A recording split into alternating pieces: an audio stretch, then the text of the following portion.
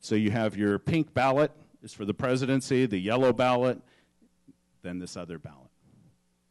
And so then, unlike the United States, they count the ballots right there. At the end of the day, they close, and then they begin to count. And they do it publicly. They show the ballot so you can see how people voted. They read it out, and they count. And you have election monitors. Sorry. You have election monitors. You see one guy is videotaping this. Others will show up with computers and count. And so they read this out publicly. In the case of disputed ballots, ballots that are going to be invalidated for having been improperly marked or for some other reason, they show those to the observers.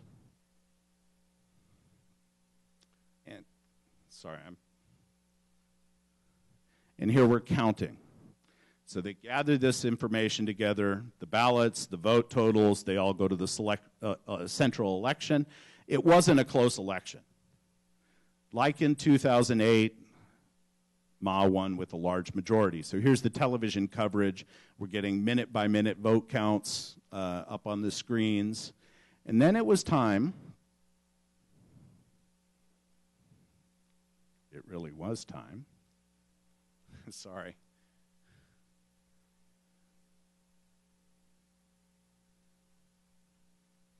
Okay, for a victory rally. So it was pouring rain. During the day, it was a beautiful day, great day for turnout.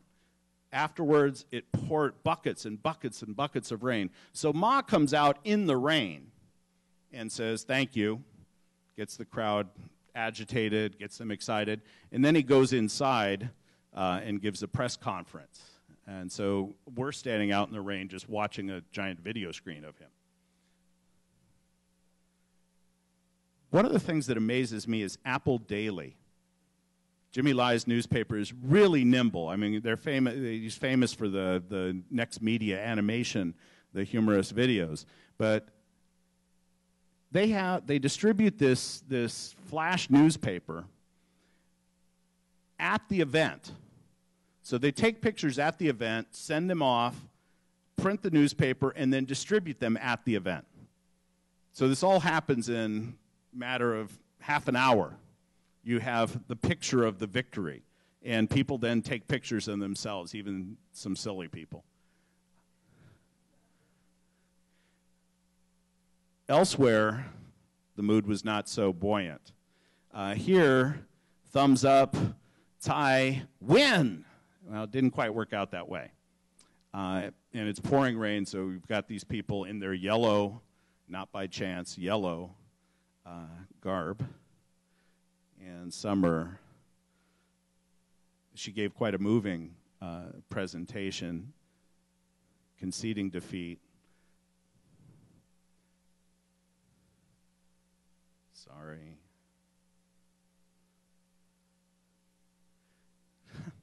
Her supporters are many of them, quite distressed. And then the newspapers. And so this particular newspaper is Apple Daily the next day, showing Ma Ying-jeou with his wife, Zhou Mei-ching, hugely popular. And again, if you want, we can take a look at her role in the campaign in greater depth. But it says Ma Ying-jeou is going to continue to serve. He's reelected. And it shows the vote total on the top. 6.9 million votes for Ma, 6.1 million for Tsai. Sorry. And this is a Kuomintang a newspaper supportive of the Kuomintang position. And here they don't just say Ma Ying-jeou won. They say that the 1992 consensus won. Now, what is the 1992 consensus? The DPP argues there's no consensus. The Kuomintang says that the 1992 consensus is there's one China. But people interpret that term differently. And the Kuomintang say that the one China is the Republic of China. And in Beijing, they say there's one China, it's the People's Republic of China. We can talk about this in greater depth now. What are the implications? This thing really does have a mind of its own. Domestic implications. What are the implications for cross-strait relations? What are the implications on links with the United States? That's something that we need to talk about. Was the United States happy with this outcome? Ma Ying-jeou is a known commodity. Did that please the United States? It doesn't have to worry about Taiwan now for a while. What does it mean in Beijing? The candidate they favored got elected. What do they now expect? What does Ma expect? What does Ma hope for? What are people worried about? Domestically, the Kuomintang majority in the legislature has been shrunk. What will they be able to do? What will they be able to accomplish? All of these kinds of questions. Now, we can talk about these, but I need to stop talking. I've talked long enough. We have people in the audience who know so much more than I do. We have people from Taiwan. We have people from the mainland. We have distinguished scholars such as Tom Gold from the University of California at Berkeley, who has forgotten more about Taiwan than I'll ever know. We have a lot of people here. I would just want to thank you for your patience and to invite your questions, your comments.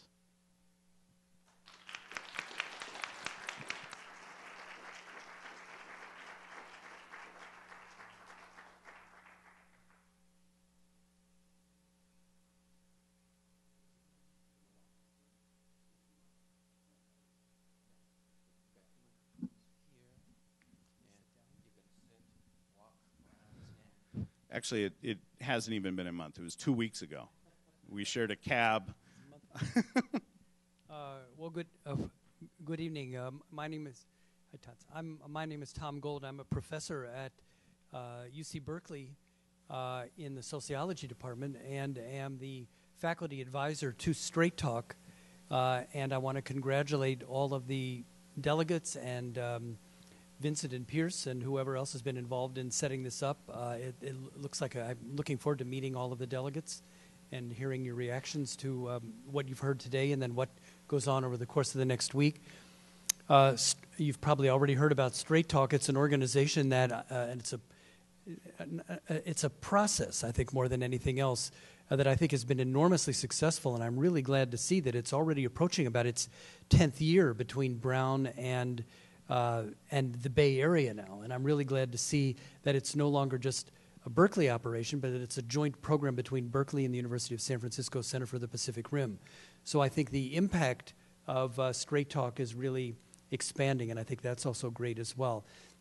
I know many of us get very frustrated with the slow pace of change in global affairs as well as domestic affairs in all of our societies. And I'm one of those as well. I also get very frustrated with the glacial pace of change. But then when I participate in something like Straight Talk, it really makes me more optimistic and more realistic, because it's through organizations such as this where young people who are the future get together in a very intense week of negotiations and that maybe sounds too formal, but of conversations and discussions and role-playing, thinking about great issues and then going back to their own societies and spreading the word about what they have learned and what they've been through. And I think that this is really going to be much more constructive and supportive of fundamental change in the kinds of cross-strait issues that Clay has talked about than what goes on in Washington, Beijing, and in Taipei. So I really want to, again, congratulate you for this. For the delegates, you're in for a week of intellectually, politically, and emotionally stimulating and challenging work. So I warn you in advance, but also want to congratulate you on what you're about to engage in and to make sure that everybody keeps an open mind and a good diary, because I think you're going to find that a week from now you're going to be a very different person than you are tonight. I think also one of the things that, from my perspective as a sociologist, that I'm interested in is a question of what we call institutionalization, meaning the process, and shun, T-I-O-N, means a process. The Chinese word hua means that something is ongoing. And I think what we're looking at, both in cross-strait relations as well as what Clay has talked about, is a process of change. And for someone like myself who's a fossil, and Clay kindly said that I've forgotten more about Taiwan than he ever knows, I've forgotten more about just about everything, I think, at this stage than I care to remember, that I could possibly remember. But I think what we're looking at here is also from the grand sweep of history, and this relates to what I was saying before about incremental steps. The changes that I, in my lifetime, especially the 40 years that I've been involved in the study of Taiwan and mainland China and of the relations across the strait, have really been enormous. We get very frustrated. Why aren't things changing more quickly? But for those of us who've been involved in this or observing it for a very long time, the changes have been really fundamental. And we don't often appreciate this. And the things that we can take for granted now about cross-strait relations are so much different from what they could when I was getting involved, when I made my first trip to Taiwan in 1969 and saw the kind of posters and slogans that you showed us there, which now are museum pieces. The change is just extraordinary, and this is one of the things that gives me optimism, even in my darkest moments, about this situation. Now, Clay has really, I think, done an excellent job in a very comprehensive introduction and analysis of cross-strait relations, the role of the U.S. and other external actors in cross-strait relations, even if cross-strait relations is an internal affair among the people of Taiwan and mainland China. In theory, in practice, it's not. It's really, of course, a global issue that involves the United States and involves many of the other countries and societies of East Asia. But I think that Clay has done a really good job of conveying the dynamism, the fluidity, and the improvisation that is going on in Beijing, meaning all of mainland China, in Taipei, and in the United States. That there's a lot of moving parts. And it's unclear, if we think of juggling, it's unclear where the balls are going to come down and who's going to be able to keep them in the air. I wanted to ask, I guess I'll get the ball rolling, speaking of throwing balls up, with a question. I was unable to observe this presidential election. I observed the ones in 2000, 2004, and 2008, but was unable to get over there this time. Though you kindly invited me to join your group. In previous times, people often said, well, cross-strait relations are really not a big issue in the election in Taiwan. It's you foreigners who impose that frame of analysis on the election. The things that you have stressed to us are really more about, you've talked about 公平正义, about fairness, equity, and justice, but you also have implied that cross-strait relations really were central to the campaign. This is not just a construction of American sinologists. So I would like you to talk a little more about, and at the end you talked about the 92 consensus, how much cross-strait relations really were a central issue in the campaign. And then looking at the other side, you mentioned the implications for mainland China, for Beijing, with the result. And I'm wondering to what degree you think, because this fall we will see the lineup of the Politburo Standing Committee, the Politburo, the Central Committee. Then next March we'll see the new lineup of the government in China. To what degree the Taiwan issue is figuring in internal debates within the Communist Party now. Because the Communist Party of China has a lot of things that it's dealing with. And this, not only, economic, social, political, cultural, security, international relations. So if I'd like you to draw out a little more on what you think of the implications from both sides. That'll get you going, hopefully. Outstanding questions, as as one would expect from Tom Gold. This is really the dean of Taiwan studies in the United States, and somebody who understands both sides of the Taiwan Strait really well. The first point is that it's impossible to separate the economic issues from the cross-strait issues. They're completely intertwined. Given the level of exchange that exists, given the importance of the link in China to the health of Taiwan's economy, it's impossible to separate these out. You just can't do it. And this, of course, is something that many people are very happy about. They're hopeful that the economic relationship will be so important, the people who are in favor of maintaining the status quo, that they're hopeful that the mainland would not want to somehow upset this, that they would want to continue to benefit from capital, which they don't much need anymore, but certainly from managerial and technical expertise and market savvy, those kinds of things. So there are people who hope that this strong economic relationship would mitigate, would increase the cost for the mainland to do something to bring Taiwan forcefully under its control. There are, of course, people in Taiwan who worry that these ties mean that at some point, politics no longer matter, that Taiwan's economy will be so completely dependent on that of China that there won't be any autonomy, any ability to maneuver. I think it's impossible to separate these things out. China's rise and the role that Taiwan has played in China's rise is very clear. And the reason that Taiwan did fairly well during the global recession is because it could sell to China. It had China as an important partner. So that much is clearly understood. But the DPP argues that, yes, who's benefiting from those ties?